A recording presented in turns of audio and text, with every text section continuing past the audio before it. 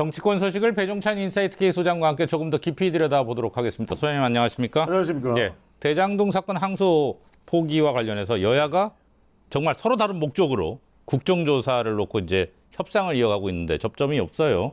민주당은 법사위 단독으로도 처리하겠다는 가능성을 열어놓고 있고요. 어떻게 보세요? 단독으로 하면 그게 제대로 국민의힘의 호응을 받겠습니까? 그러니까 이거는 항소 포기가 그만큼 민주당에서 민감한 거죠. 그러니까 이제 항소 포기가 민감한 이유는 뭐 검찰이 항소를 포기했다, 검찰을 징계해야 된다, 검사들이 왜 이래 하는 차원의 문제가 아니라 이게 가장 크게 문제가 되는 게 국민 정서거든요. 아니 나무기 빌딩을 가지고 있어?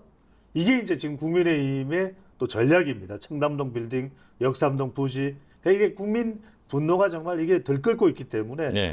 바로 그런 부분인데 이게 국정조사 되겠습니까? 왜냐하면 전부 진영간으로 찢어졌는데 이게 동상이몽이 아니라 동상삼몽, 동상사몽, 동상오몽 완전히 이제 생각이 다른 거죠. 그러니까 민주당에서는 법사위는 또 누가 있습니까? 또 추미애 위원장 있죠. 법사위원장의 추장군이 있으니까 예. 이거 뭐 제대로 또 불리하게 안 갈 것이다 이렇게 판단하고 있는 것이고 또 밝혀야 될 사항은 항소 포기가 아니라 이 검찰의 조작 기소 이걸 좀 밝혀내야 되는 거 아닌가? 검찰 잘못한 거. 그런데 이제 국민의힘에서는 무슨 소리냐? 이 항소 포기 이거 윗선에서 정성호 법무부 장관이 영향 주고 이거 말도 안 된다. 이걸 밝히기 위해서는 법사위 안 된다. 추장군 더 이상 안 된다. 특별위원회에서 별도로 해야 된다. 이런 얘기를 하고 있기 때문에 이건 뭐 매치나 업어치나 네. 될 수가 없는 거죠. 근데 협상은 계속 하는군요. 그렇죠.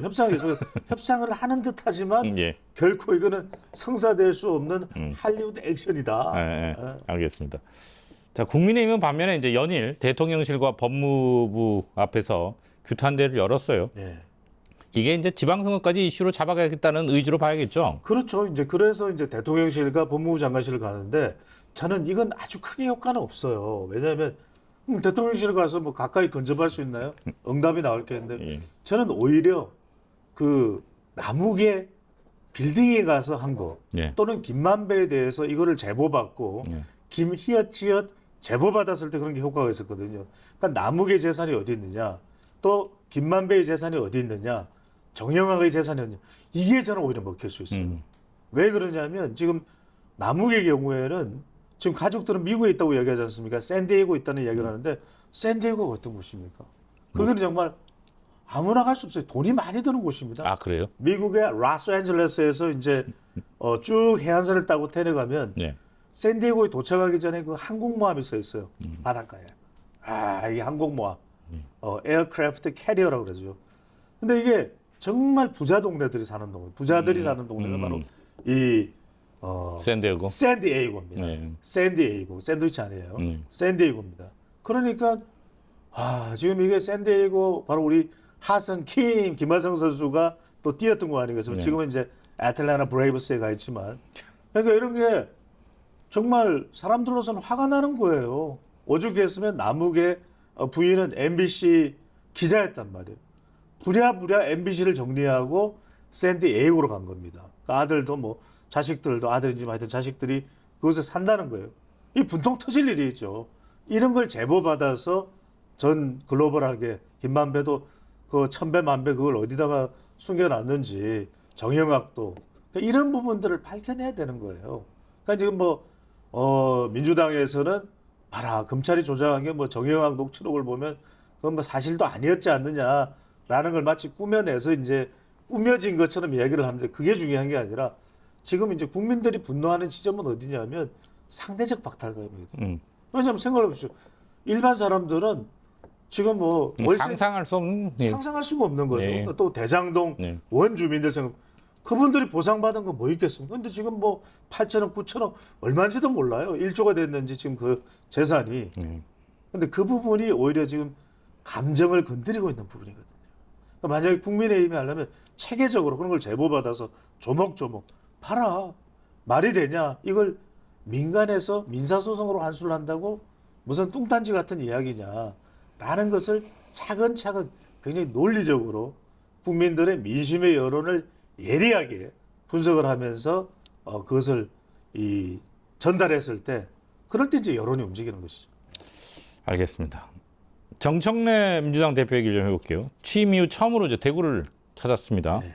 내년 지방선거를 앞두고 있으니까 당연히 정치적으로 해석될 수밖에 없겠죠. 그렇죠. 또 정청래 대표가 또 대구를 좋아하나 보죠. 네. 가서 뭐 메뉴도 뭐 대구탕을 시키든지 대구지를 시키든지 너무 나갔나요? 예, 너무 나가셨고요. 알겠습니다. 잘 네, 알겠습니다. 예. 저는 좋던데요. 네. 저는 하여튼 네. 대구를 사랑하니까 예, 예, 예. 어디서 가든 네. 대구 생각이 안 나요? 아니요, 납니다. 예. 대구다 대구 제가 예. 말씀드리지 않습니까? 예. 그만큼 이게 일종의 동진 전략이다. 네. 정청래 대표로서는 지금 중요한 것이 본인의 우군을 많이 만들어야 되거든요. 내년 지방선거를 생각하든 또는 전당대회를 생각하든 예. 그게 이제 정청래 대표의 운명일 수가 있죠. 예. 호남은 단단하니까. 네. 그러니까 장동혁 대표가 호남을 갔지만 5.18 참배도 못했지 않습니까? 예. 말 그대로 꼴대를 받았거든요. 네. 자기는 쓱 들어오면서 네. 대구를 방문해서 봐라. 나는 그래도 TK에서 반기지 않느냐. 이게 일종의 틈새 전략이거든요. 네. 그러니까 동진 전략의 핵심은 뭐냐? 이 TK와 또 부울경을 노리는 것은 네. 바로 수도권입니다. 아, 얼마나 많은 수도권에 이 대구를 고향으로 하는 인구가 가 있습니까? 그러니까 이걸 움직이는 게 중요해요. 그래야 서울 선거도 이길 수가 있는 것이고 또 정청래 대표는 또 당원들이 협수되면 TK 당원들은 정청래 대표 잘하고 있네 이러면서 또 우군을 만들 수가 있는 것이고 네. 이렇게 이제 정청래 대표로서는 그래서 뭐라고 이야기했습니까? 대구를 방문해서 기자들에게 답변을 하지 않았습니까? 대구를 위해 할 수 있는 일이면 뭐든지 하겠다. 예, 예. 하지만 그걸 뭐 우리가 정치인의 이야기를 100% 액면 그대로 받아들일 수는 없고 그런데 또 여론은 뭐 나쁘지 않을 것이거든요. 아니 당연히 집권여당 대표니까 그 말에 힘이 그럼요. 실리겠죠. 예. 더군다나 그렇기 때문에 예. 정청래 대표로서는 자신의 운명을 건, 예. 자신의 사활을 건 이 대구 방문이었다 이렇게 봐야 되겠죠. 내년 지방선거가 6개월 정도 남았는데 서울시장 선거는 이미 시작된 것 같아요. 그렇죠. 이게 일단 민주당부터 좀 짚어보죠. 오세훈 시정 실패 정상화 TF 네. 이거 띄웠고요. 그야말로 파상 공세입니다. 그러니까 참 민주당은 이런 거 잘 만들어요. 저보다는 배추도사보다는 조금 약한데 저보다는 이 네이밍이 좀 약하죠. 그런데 지금 서울에 대해서도 시정 실패 정상화 TF. 예. 근데 시정 실패 정상화 TF는 만들면서 왜 대장동 항소포기 농단 TF는 안 만듭니까? 그러니까 앞뒤가 안 맞죠. 그다음에 지금 내란 공무원 색출에 대해서는 뭐라고 이름 붙였습니까? 헌법 존중, 정부 혁신 TF. 그래서 많은 사람들이 헌법 존중, 정부 혁신 TF를 개헌 무슨 TF인 줄 알았다는 거예요. 네. 그래서 이게 수능에 나오면 큰 혼란을 빚을 겁니다. 이번 더군다나 수능에 사탐런, 네. 사탐을 많이 탄생해서 이게 시험 문제 나올 수도 있거든요. 네. 다음 중 헌법 존중, 정부 혁신 TF는 무엇을 위한 것입니까? 1번 개헌, 2번 내란 프레임. 다 1번 써요. 수능에 대해서 네. 굉장히 또 나하고는 무관하다 이런 표현. 저희는 학력고사 써야 되니까. 아니. 그 자제분들이 공부를 잘하시죠. 아니 그 됐고요. 아이고, 자제분 예, 잘하는 예, 이야기하면 예, 예. 경기를 네. 일으키신다. 이게 뭐냐면 네. 오세훈에 대해서 이렇게까지 하는 이유가 서울이다. 네. 내년 지방선거는 무슨 선거? 서울 선거예요. 아. 서울에서 이기면 다 이겼다. 네. 그러니까 서울에서 이 오세훈을 꺾어버리면 뭡니까? 그러니까 뭐 명태균이니 뭐 다 달려드는 것이거든요. 예. 그래서 오세훈을 꺾어버리면 네. 사실상 이제는 장기 집권 들어간다. 왜냐하면 유력 대선 후보가 네. 날아가는 것이거든요. 거기다 서울까지 고수화되어 있는 서울을 먹게 되는 거죠. 이 부동산 대책 때문에 한강벨트도 지금 아찔아찔한데 서울을 먹게 되는 거예요. 그러니까 여기에 모든 공포와 화력이 집중되는 겁니다. 공포는 뭡니까? 한강버스 그다음에 종묘 그다음에 심지어는 삼풍백화점 이야기거든요. 삼풍백화점이 1995년이었나요? 94년이었나요? 그때 이 아찔했던 삼풍백화점 이 붕괴 사고는 잘 아실 거 아니에요. 네. 학교가 그건 잘 아시겠어요? 예. 무슨 얘기를 못 하겠네. 네. 아픔이 있죠. 네. 예. 그랬기 때문에 이 큰 아픔이었죠. 예. 그때를 이야기하면서 이게 안전에 대한 이 공포심을 네. 유발하는 거거든요. 음. 이걸 일종의 침소봉대하는 것이거든요. 네. 이걸 통해서 봐라. 오세훈 시장이 안전에 대해서 뭘 할 수 있겠느냐. 그래서 요 다음번에 난 그것도 나올 것 같아요. 타이타닉도 나올 것 같아요. 네. 그다음에 이제 화력이 집중되는 건 뭐냐면 예. 정부 여당 인사들이 네. 다 그냥 맹폭격을 하는 겁니다. 지금 허민 국가유산선장 유홍준 중앙박물관. 국립중앙박물관장, 최희영 문화체육관광부장, 김민석 국무총리. 좀 서울시장설도 지금 있죠. 한간에 나돌고 있어요. 예, 그러다 있죠. 보니까 한준호 의원 같은 경우는 아닐 텐데요. 이러고. 근데 여기다가 이해찬 전 총리까지 삼풍백화점 이야기를 꺼내들었죠. 그때 보니까요, 막 이렇게 얘기를 하는 거예요. 근데 이게 뭐냐? 이게 엄청난 여기 정치 역학이 있어. 정청래 대표는 김민석 국무총리가 경쟁자잖아요. 예. 서울시장 선거에 나가길 원하겠어요? 안 나가길 원하겠어요? 나가길 원하죠. 나가길 원하죠. 그러면 서울시장 이 프레임에다가 김민석 총리를 딱 집어넣어 버릴 수가 있거든. 코끼리를 냉장고에 집어넣을 수가 있거든. 그러면 완전히 이제 이거 정청래 대표는 따봉하는 것이거든. 나는 이제 당은 내 세상이야. 이러다 보니까 한준호 의원 같은 경우에는 전당대에 나가야지. 서울시장은 아닙니다. 김민석 총리는 이런 이야기를 하는데 그만큼 이 이야기는 뭐냐? 당 내에서도 지금 갈라지고 있다는 거예요. 김민석 라인, 이른바 정청래 라인. 근데 정청래 대표는 자기 라인을 강하기 위해서 하고 있는 게 뭡니까? 당규를 통해서 당규를 통해서 이 충성 당원들을 흡수하는 거죠. 네. 구축하는 거죠. 네. 그 전략이 최근 좀 논란이 되기도 했었죠. 네. 부산의 경우에도 유동규가 아닌 네. 유동철 예. 부산시당위원장. 예. 그래서 이걸 통해서 지금 오세훈 시정 실패, 정상화 TF까지도 띄운다.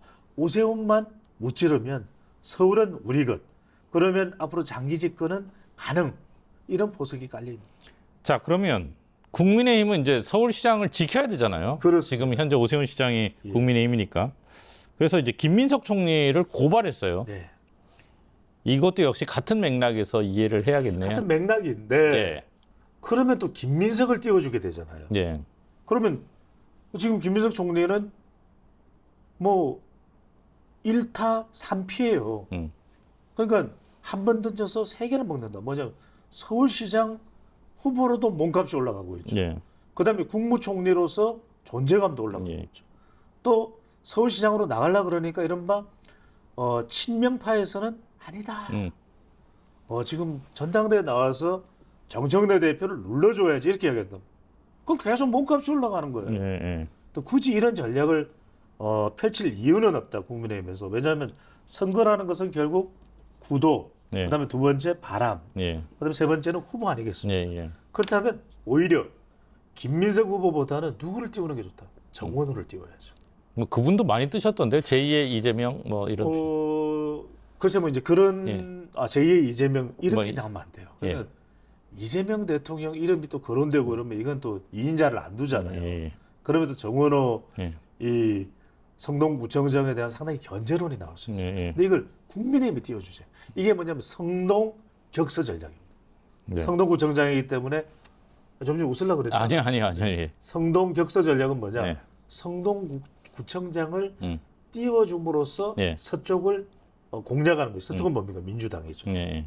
이게 전략이 뭐냐면 정원호를 띄워버리면 다른 후보들이 뜨질 않아요. 예. 그런데 정원호 같은 경우에는 성동구청장이라는 프레임이 있단 말이에요.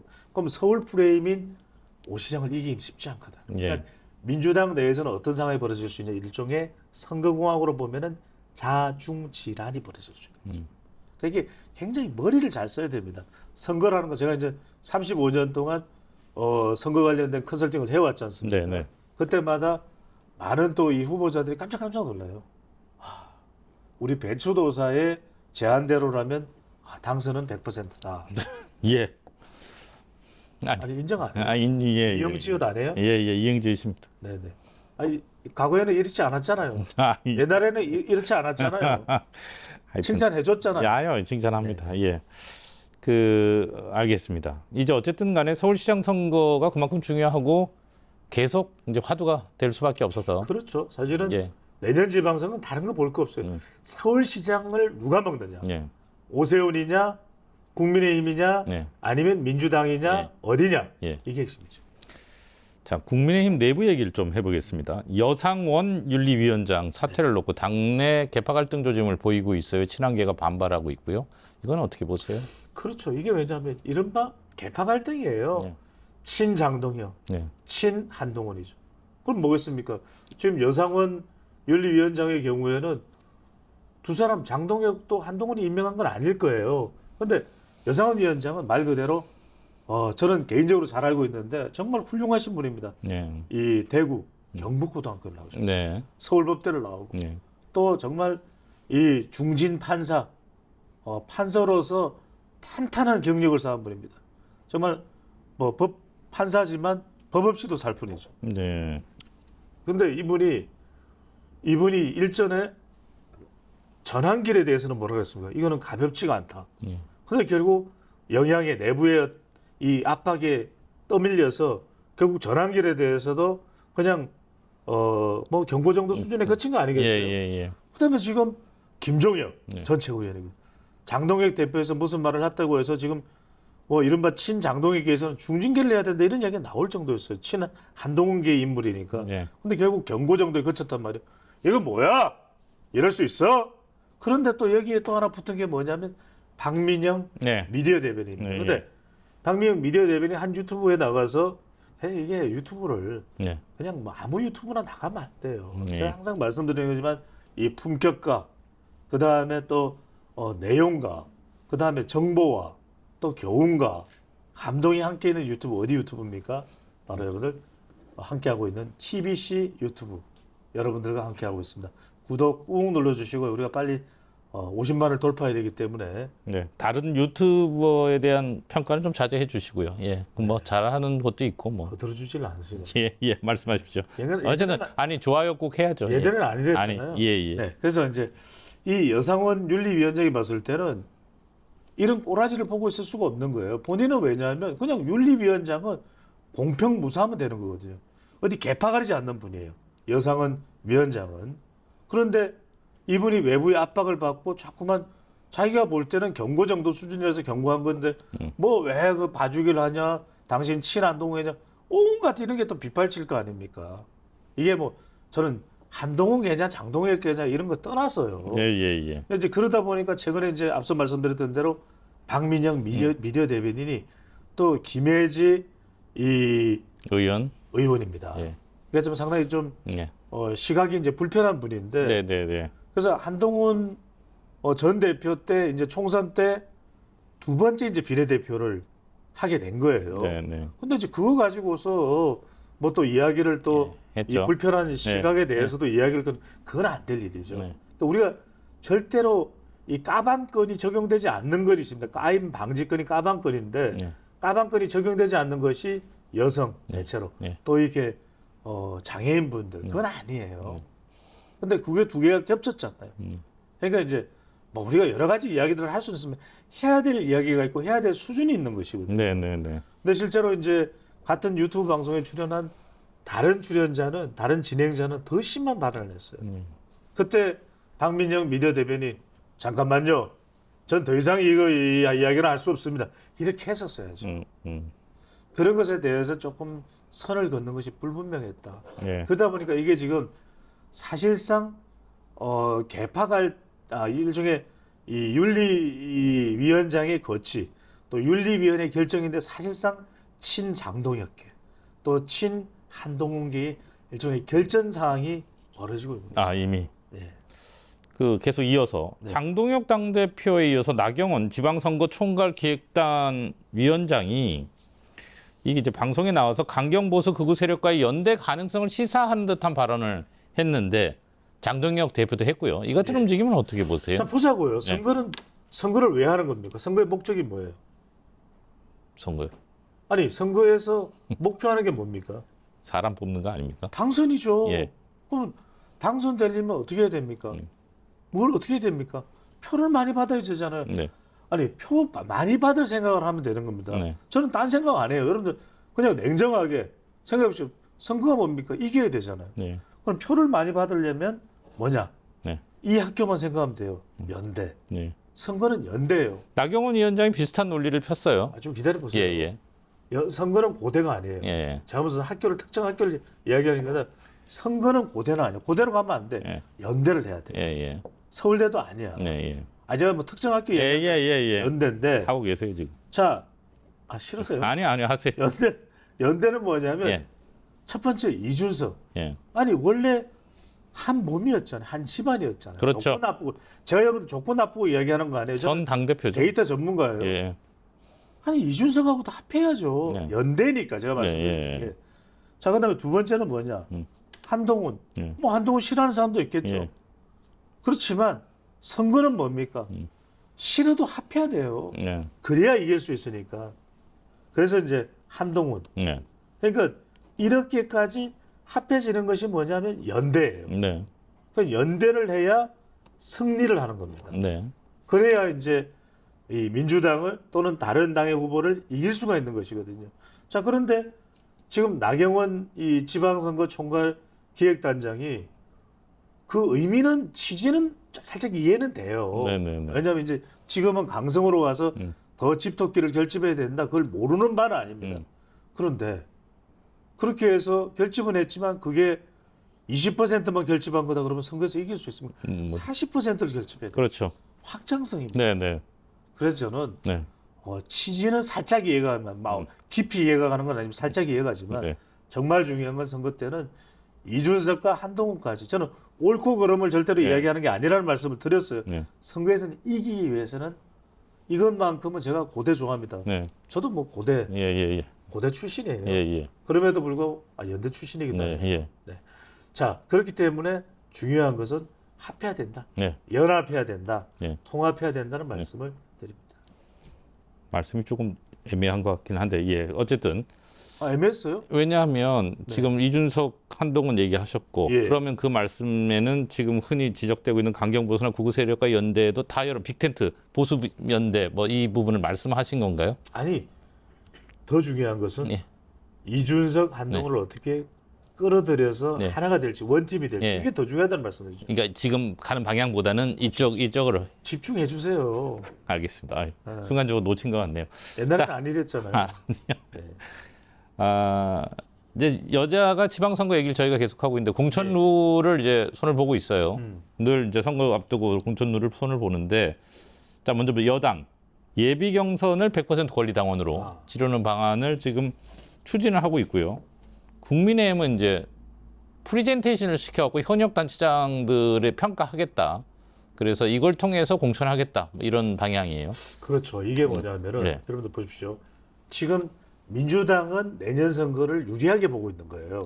그러니까 내년 선거에 대해서 지금 정청래 대표의 의중이 읽히는 겁니다. 그래. 지방선거를 계기로 완전히 이제는 친정청래파로 만들어버리자.